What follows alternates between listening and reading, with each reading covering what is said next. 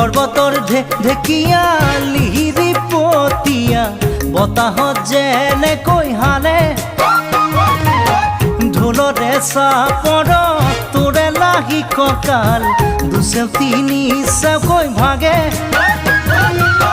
তোৰ দৰে নাচনি দেখি শ্ৰীকৃষ্ণই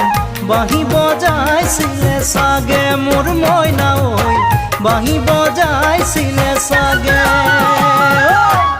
পৰ্বতৰ ঢেকীয়া লিহিৰি পতীয়া বতাহত যেনেকৈ হালে ঢোলৰে চাপৰত